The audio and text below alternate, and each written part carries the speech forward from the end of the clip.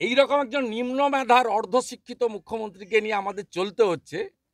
আর মুসলমানরা এক হয়ে ভোট দিচ্ছে, আর কিছু গরিব মানুষ ভাতার লোভে ভোট দিচ্ছে, আর পুলিশ কিছু ছাপ্পা মারছে। তাই আমাদের বয়ে নিয়ে যেতে হচ্ছে। হ্যাঁ, যা বলেছি আপনাদের সামনে বলেছি, লুকিয়ে তো কিছু নেই। ভারতীয় জনতা পার্টির কার্যকর্তারা, ভারতীয় জনতা পার্টির নির্বাচিত প্রতিনিধিরা আমাদের মোদিজি শিখিয়েছেন, লুকানোর কিছু নেই।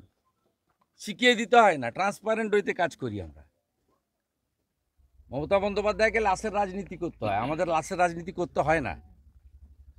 অপরাধ একটাই, বঙ্কবিহারী মাহাতো তিনি 18 সাল থেকে ভারতীয় জনতা পার্টি করেন।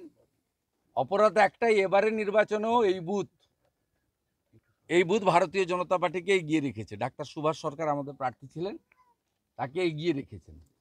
তাই এখানে উত্তম মাহাত্তর যে 2018 সালে যিনি ভোটে হেরেছিলেন, তার যে রাগ, এখানকার অঞ্চলের সভাপতি তৃণমূলের এবং উপপ্রধান, সেই রাগ চরিতার্থ করার জন্য এখানে করেছেন।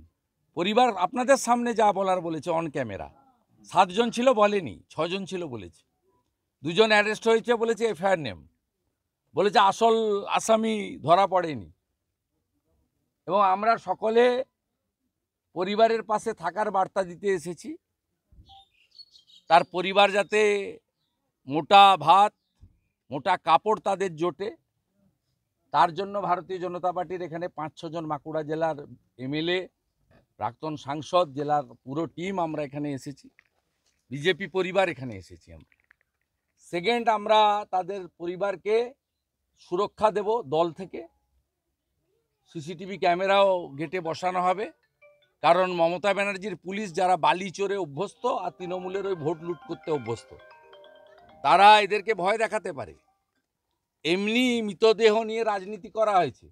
বিকেল 3টায় পোস্টমর্টম শেষ হয়ে গেলেও রাত্রি 8টার আগে ছাড়া হয়নি, যাতে এখানে গ্রামের মানুষ, সাধারণ মানুষ বেরিয়ে প্রতিবাদ করতে না পারেন, ভারতীয় জনতা পার্টি বিক্ষোভ না করতে পারেন। আগের দিন থানা বিক্ষোভও আমাদের হয়েছিল, কিন্তু বেশিক্ষণ সেখানে চালাতে দেওয়া হয়নি, পুলিশের প্রেসার করা হয়েছে। আমরা এই বাদীকে, এই পরিবারকে সুরক্ষা দিতে চাই। তার জন্য সিসিটিভি বসানো হবে বাড়ির এক্সিট এন্ট্রান্সে। এখানকার মণ্ডল প্রেসিডেন্ট, মণ্ডলের জিএসকে প্রত্যেক দিন বাড়িতে আসার আমরা নির্দেশ দিয়ে গেলাম। মহিলা মোর্চার বোনেরা, দিদিরা তার মায়ের পাশে থাকবেন, সে দায়িত্ব ভাগ করে দিয়ে গেলাম। প্রাথমিকভাবে দাহের খরচ পার্টি থেকে দেওয়া হয়েছে, পোস্টমর্টম পার্টি থেকে করানো হয়েছে, ডেড বডি ক্যারিয়ারে সম্মানের সঙ্গে বাড়িতে পৌঁছে দেওয়া হয়েছে। প্রাথমিকভাবে সাহায্য করে দেওয়া হলো আজকে। এরপরে দলের পক্ষ থেকে আবার তাদেরকে অর্থনৈতিক সাহায্য আমরা আবার করব। এবং আইনি যে লড়াই, আগামী 7 দিনের মধ্যে যদি উত্তম মাহাতো গ্রেপ্তার না হয় 302-এর মামলায়, তাহলে আমরা মনে করব যে পুলিশের উপরে আস্থা রাখা উচিত নয়। সেক্ষেত্রে বিকল্প যে রাস্তা আছে, যে এই মামলা অন্য এজেন্সি, কেন্দ্রীয় এজেন্সিকে ট্রান্সফার করা হোক। কনস্পিরেটর কারা, শুধু 6 জন খুন করেনি, কাদের নির্দেশে, কাদের সাহসে এসছে, অরূপ চক্রবর্তীর সঙ্গে উত্তম মাহাতো কথা বলে এসছে কিনা, অরূপ চক্রবর্তীর মোবাইল এবং উত্তম মাহাতোর মোবাইল দুটোই নিয়ে দেখা উচিত। অরূপ চক্রবর্তীর মোবাইলে কথা বলে যে আমি যাচ্ছি বঙ্কু মাহাতোকে খুন করব, অনুমতি আছে তো? খুন করার পরেও অ্যারেস্ট হব না তো? অরূপ চক্রবর্তী বলেছে আমি দেখে নেব, পুলিশ তো আমার পকেটে, এসপি তো আমার ট্যাঁকে বাঁধা আছে। আজকে আসামি গ্রেপ্তার হয়েছে, কেস ডায়েরি পর্যন্ত থানায় কোর্টে যায়নি, অথচ রাজ্যের পুলিশ মন্ত্রী তিনি ইনভেস্টিগেশন কমপ্লিট করে দিয়েছেন। তার লোকেরা সবাই আদানি আম্বানি বলেন, আম্বানিজির বিয়ে বাড়িতে খেতে যাওয়ার পথে যেতেই পারেন, পার্সোনাল ব্যাপারে আমি বলবো না। যাওয়ার পথে তিনি দমদম এয়ারপোর্টে সংবাদ মাধ্যমের সামনে কি বলেছেন, আমি অন্য পাটে যাচ্ছি না, শুধু এই হত্যার পাটে যাচ্ছি। তিনি বলেছেন এটা পারিবারিক বিরোধ থেকে খুন হয়েছে, বিজেপি এটা নিয়ে রাজনীতি করছে। আজকে আমরা এই গ্রামে দাঁড়িয়ে আছি, আমরা আগে থেকে এসে তার 2 ছেলেকে, জনার্দন সনাতনকে শেখাইনি, তার মা, তার স্ত্রীকে বলিনি, আপনাদের সামনেই প্রশ্ন করেছি যেটা পারিবারিক বিরোধ না পলিটিক্যাল বিরোধ। তার 2টো ছেলে, এরা খুব সাধারণ লোক, সহজ সরল হয় এখানকার যারা গ্রামের লোকজন। এদের দারিদ্রতা আছে, কিন্তু এরা এইসব প্যাঁচ ট্যাঁচ বোঝে না, এরা কোনো শয়তানি নেই এদের মধ্যে। এরা ক্লিয়ারলি আপনাদের সামনে আমাদেরকে বলল অপরাধ একটাই, 18 সাল থেকে বাবা বিজেপি করেন। অপরাধ একটাই, এবারেও এই বুঝে বুথে পদ্ম ফুলে গিয়েছে। তাহলে কিভাবে না মুখ্যমন্ত্রী না, মুখ্যমন্ত্রী পুলিশ মন্ত্রী তিনি আইও কেস ডায়েরি সাবমিট করার আগে, চার্জশিট সাবমিট করার আগে তিনি যদি কনক্লুশন টেনে দেন তদন্তে, তাহলে পশ্চিমবঙ্গে তদন্ত হবে কি করে? এই জন্য তো হাইকোর্ট বলুন, সুপ্রিম কোর্ট বলুন, আদালতগুলি পশ্চিমবঙ্গ পুলিশের উপর আস্থা রাখতে পারছে না। তারা প্রত্যেকটা কেসেই পুলিশের এফআইআরকে নয় বলছে ফলস এফআইআর, নইলে ট্রান্সফার করছে সিবিআইকে, নয় এনআইএকে।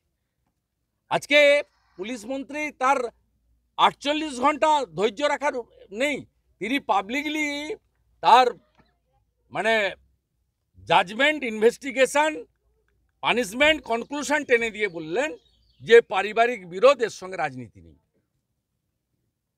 এত বড় মিথ্যাবাদী, তো মিথ্যা কথা তো ডেলি সকাল আর বিকাল বলেন। কালকেও বলে গেছেন আড়িয়াদহ ব্যারাকপুর লোকসভার অন্তর্গত, আড়িয়াদহ কামারহাটি দমদম লোকসভার অন্তর্গত, এবং দমদম লোকসভাতে 2009 থেকে অদ্যাবধি সৌগত রায় এমপি, অর্জুন সিং কখনো এমপি নয়।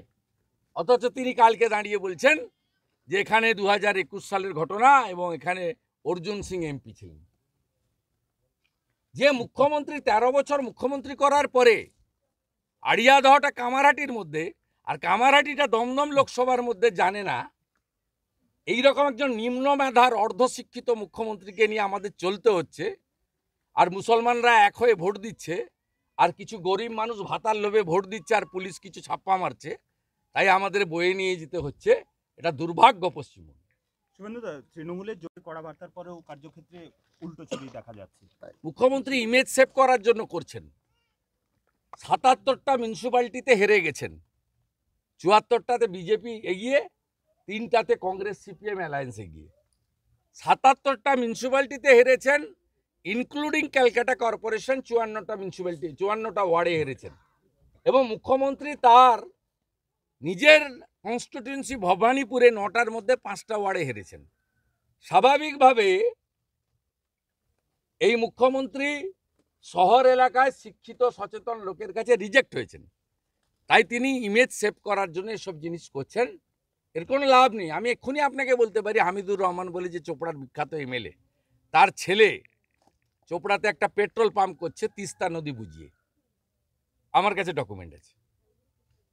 তিস্তা নদীকে বুঝিয়ে এক্ষুনি পাঠিয়ে দেন আপনি এক্ষুনি আপনার ক্যামেরা পাঠিয়ে দেন, দেখবেন বালি দিয়ে ফিল আপ হচ্ছে, ওখানে পেট্রোল পাম্প হবে। হামিদুরের বেটা ওতে বড় বড় কথা বলছে, কে কার জমি, গোটা নদী এলাকাকে কি করেছে দেখুন। বালি কেটে তছনছ করে দিয়েছে গোটা বাঁকুড়া জেলা, বিষ্ণুপুর, এই বাঁকুড়া বিষ্ণুপুর এই জেলা, এখানে শেষ করে দিয়েছে। প্রকৃতি মা যা যা দিয়েছে সব শেষ করে দিয়েছে, কিচ্ছু নেই। মদন মিত্র অভিযোগ করছেন যে কামারহাটির এক যুবক রিন্টু, এর জয়ন্তের অ্যান্টিগোষ্ঠী হিসেবে পরিচিত, এর সঙ্গে আপনার এবং অর্জুন সিং এর সখ্যতা রয়েছে। ওর কথার উত্তর দেব না। ও কখন বলেছে জানতে হবে, রাতে না দিনে, সুস্থ অবস্থায় না অসুস্থ অবস্থায়, একটা রেজিস্টার্ড মাতাল, সকালবেলা মুখ ধুয়ে মদ দিয়ে, তার কথার উত্তর দিতে হবে শুভেন্দু।